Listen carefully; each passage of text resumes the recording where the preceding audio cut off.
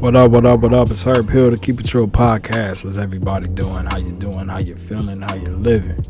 Doing good on this side.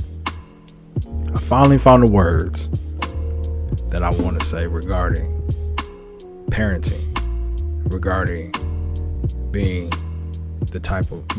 the man of God that I am in my household, in my life, around me, near me, internally, externally, as a husband, as a son, as a brother, as a father, as a grandson, as a cousin, as a nephew.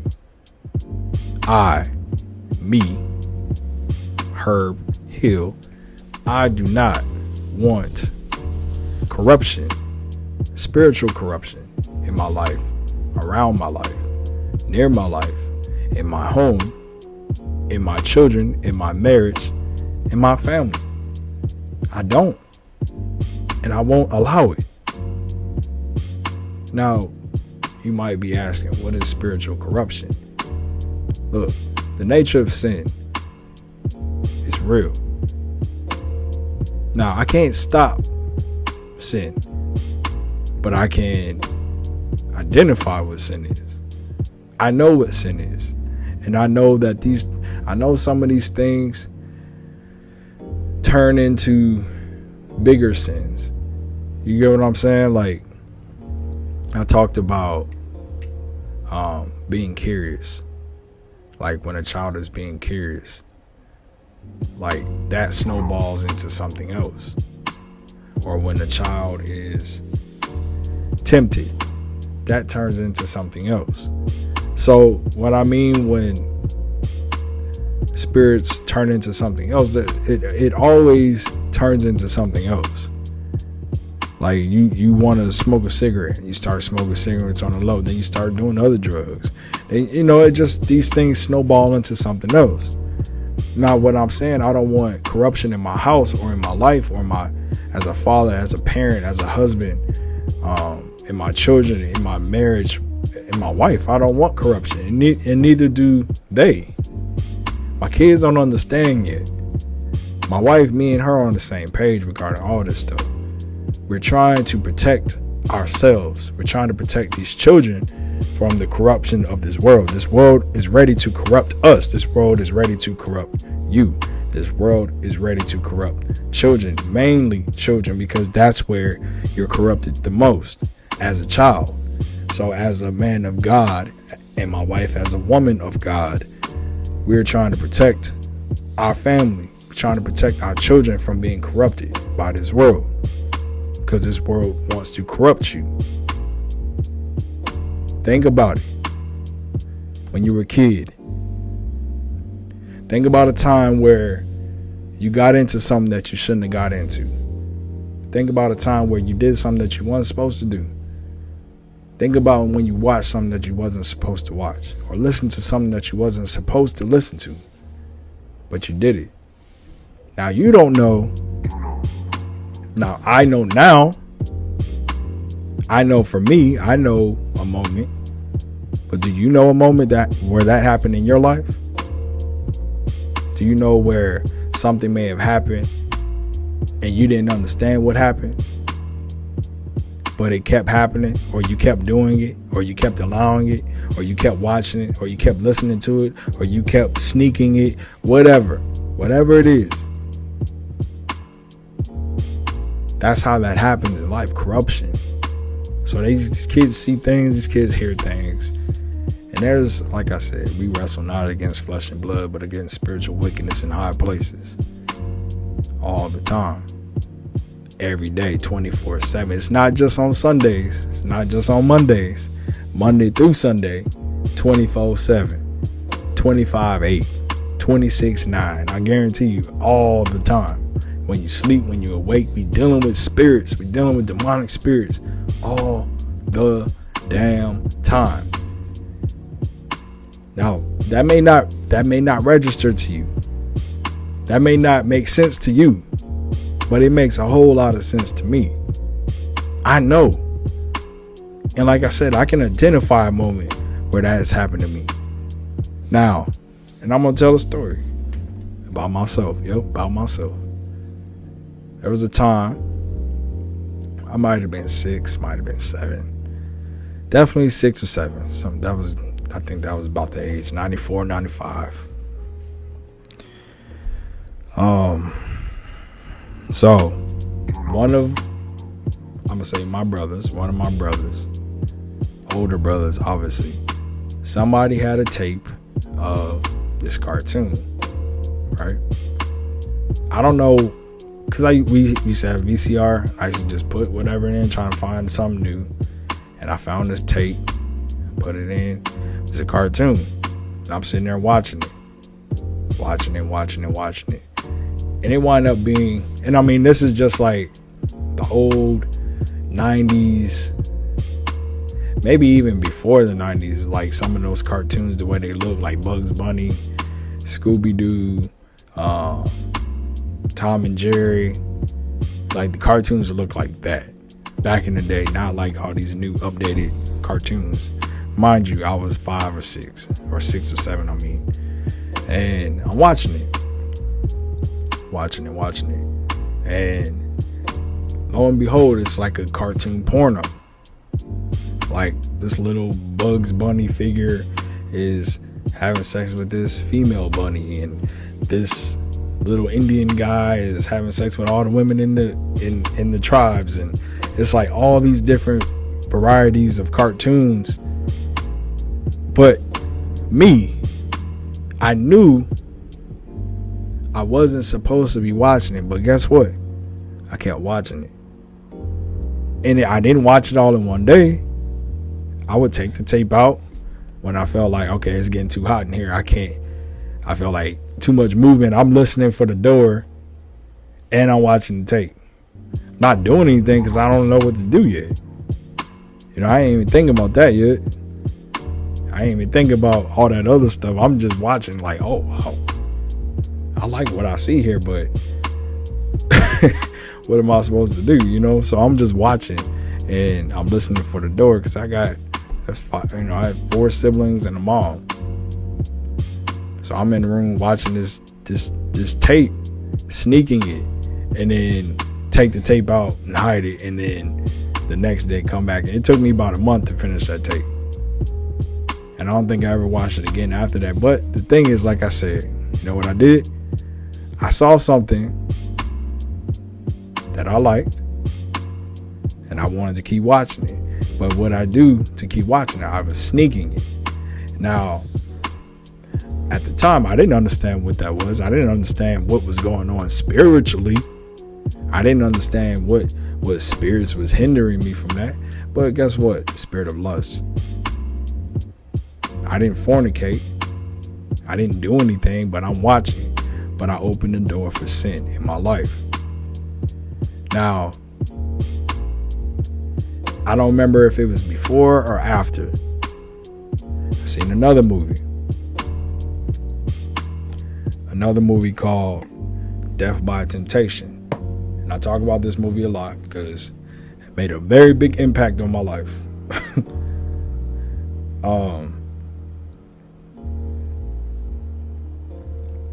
This movie is about this woman named Temptation, she's a demon, and she's in the bars all the time and catching men left and right. So married men, gay men, engaged men, men in relationships, single men.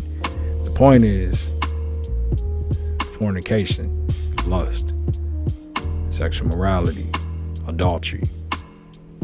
All these things is what temptation represents. So you go in this bar, you see this beautiful woman, she give you some flavor, she give you some rhythm, you take her home, you do that, boom, she kill you. She was a spirit being. But in this movie, the beautiful woman represents a beautiful woman, which temptation is. Temptation is going to do those kind of things.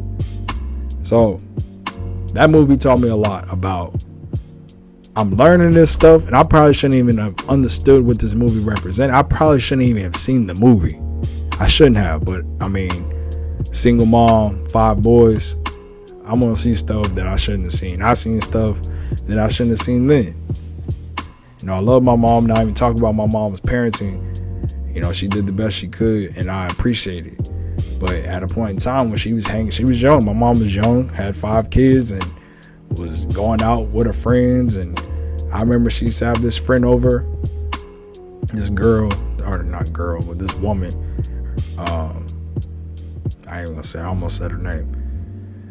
And I don't know if that's her actual name, but I just remember that was what her name was, but I ain't gonna say it.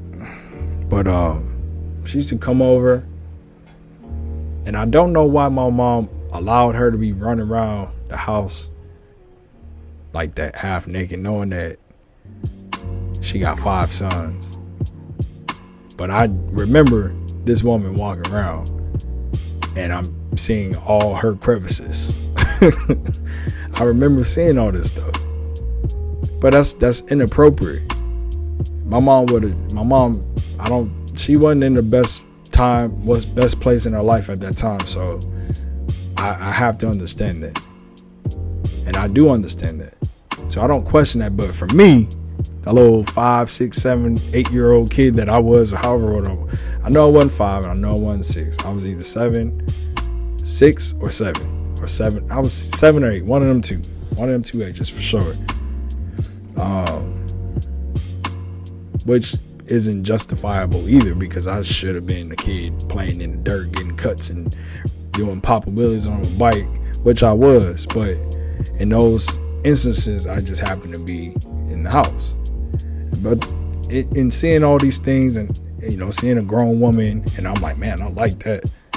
And seeing this movie that this woman was killing all these men because she was a demonic spirit, and then seeing this cartoon porn where, I mean, I understood what a male and a female was, and I seen a real life female. Then I seen the female in this movie killing the men for having sex with her just cause, and then seeing this porn, it's like that tore me up, messed me up. But it opened doors at the same time, because that spirit of lust was on me. I wanted that. When I got of age, I was ready, primed and ready. But that movie just, it messed me up. But like I said, you open doors, you don't know what it's doing to you. You don't know what it's done to you. And everybody has, that's my story. But I'm not saying no more, but I'm just saying that moment where I watched that cartoon, that spirit of lust was on me. That's what I mean when you open doors. Like you think some of us are born with some of these things. We all have our genetic, things that our parents do. They call birth defects, or, you got curses on your bloodline, curses of your mom, curses of your dad, all these different things that can affect you in the spiritual world. Like something like your father may be an alcoholic, or these, just abuse of these things are spirits. These ain't things that are traits. These are spirits that come down to you. So if you do something that your mom if you're doing something that your parents do that you don't like, and you're doing it now, just know you was hindered with that spirit as well. And same thing with your mom. It may have come from her parents, and that may have come from their parents. These things just trickle down. This is not a game. Like I said, we wrestle not against flesh and blood, but against spiritual wickedness in high places. Demonic puppeteers, spirits, demonic spirits at that, are hindering us, are making us feel and think and move and act and do these things. Like when you listen to music, you listen to an R&B song and you with your lady or whatever, it don't make you want to get up and dance. It make you want to do something else. Sometimes it make you want to dance, but you might start dancing and lead into something else. When you go listen to this drill music, obviously makes people want to go kill people. When you listen to, I don't listen to it, but when people listen to that heavy metal demonic music, it make you want to go be a serial killer or something. Like, I don't listen to it, but I'm just saying, if I did, that's probably what it would do. And like all these things, man, we constantly opening doors. So when I say I'm not trying to corrupt my house, and I don't want no corruption in my house, spiritual corruption, I'm trying to protect my kids, man. I'm trying to protect my wife. I'm trying to protect myself. I'm trying to protect my family. We've all been corrupted, and we are corrupted. That's why I say there's no good person. There's no bad person. You're either a good vessel or a bad vessel. There ain't no in between. Somebody was trying to debate with me today when I said that, but there's no debate about a good vessel and a bad vessel. Either you are good or you are not good. There is no kind of good, kind of bad, because being bad means you are full of darkness. Being good is you have darkness in you, but you're trying to be light. Does that make sense? You do things, you're trying to do things right. We all got darkness in us, but people think about balance. Like, no, we're not supposed to balance good and dark. Oil and water damn sure don't mix. So why should light and darkness? It say, do not be unequally yoked with non-believers. You can't mix light with dark. If you can't mix light with dark with people, then how can you mix dark and light within you? You're going to be conflicted. That's a war within itself. Now, if you're not ready for that change, it is going to be a war for sure. I'm ready for that war, and I'm allowing that war to happen because I know that I must shed the darkness so that I can become more light. And as you continue to get light, that darkness goes away. But if I turn back to darkness, guess what? That darkness is going to start covering up my light. Think of it like Iron Man. He got that light on his chest. Now he's full of light, and his light is glowing at its full potential. But as he starts to get dark, guess what? That light starts to dim it. It's like you're throwing dirt over it. It gets darker and darker and darker. That's how it works. Only the Holy Spirit, only Jesus can make you light. So when people talk to me about balance, I know you're full of it. Because you ain't supposed to balance light and darkness. Darkness is sin, the nature of sin. These evil and wicked things in this world that we are dealing with. Like I said, for we wrestle not against flesh and blood, but against spiritual wickedness in high places. That stuff. That makes you want to be dark. That makes you want to stay in darkness. We can't stay in darkness. You can't. Under no circumstances can you stay dark. But you choose to do what you want to do. That's why Jesus don't send us to hell. You send yourself. People send themselves to hell because they want to stay dark. They want to be dark. They want to be filled, or they want to balance light and darkness, but you can't. You can't do that. You just can't. So, I'm not trying to allow corruption in my house. I'm not trying to allow corruption in my kids, in my son, in my daughters, in my wife, or myself. Now, my wife, I can't allow anything in her life. She's her own person. But I'm saying, as the head of my house, I have to protect my wife and my kids from these spiritual entities, these spiritual things that we're dealing with, these spiritual battles that I have to deal with on a daily basis. I'm protecting us, I'm protecting me. And Jesus is protecting us all. I have to do my part so that I ain't bringing no darkness in my house. I have to do my part so I ain't bringing no corruption in my house. That's what I mean when I say protect. Now, all I can do is lead my wife and my children to Jesus in truth. And he's going to protect us. He's going to protect us from these things that I can't see. I can't fight these demonic spirits. But what I can do is pray and put on the full body of armor every day and be prepared and protect my kids and not allow things that is not good around them, to not open doors in my household, to not allow other people to open doors in my household. That's how I protect myself. Now, this is a game I know a lot of people don't understand.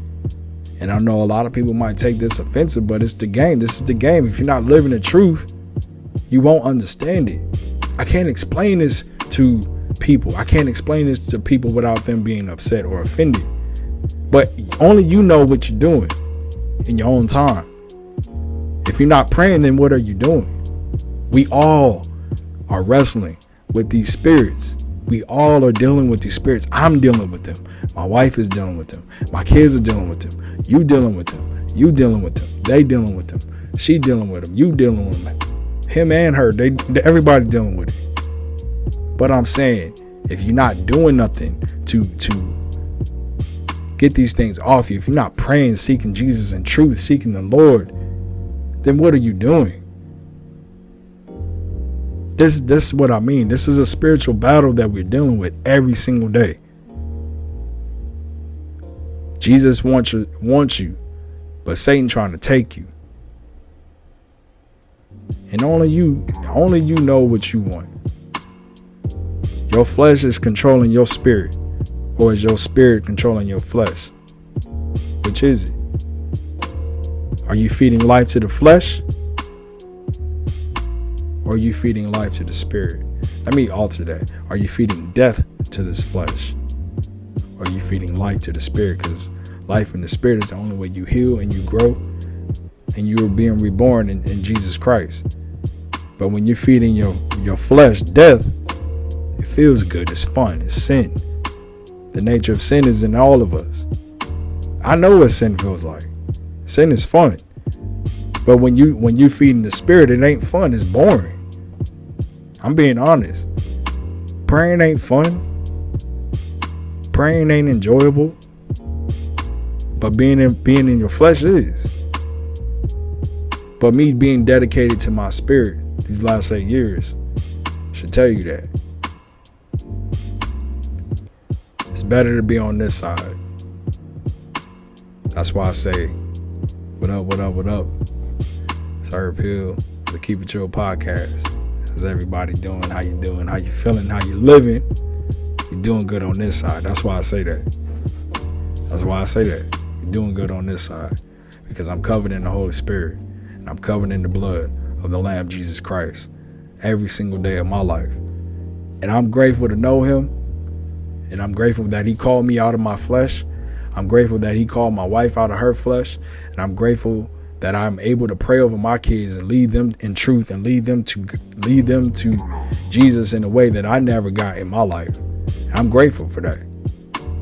Now, like I said, this ain't no, I'm moving myself from everybody else. It's just, this is the game. I have to protect my wife and my kids. I have to protect myself.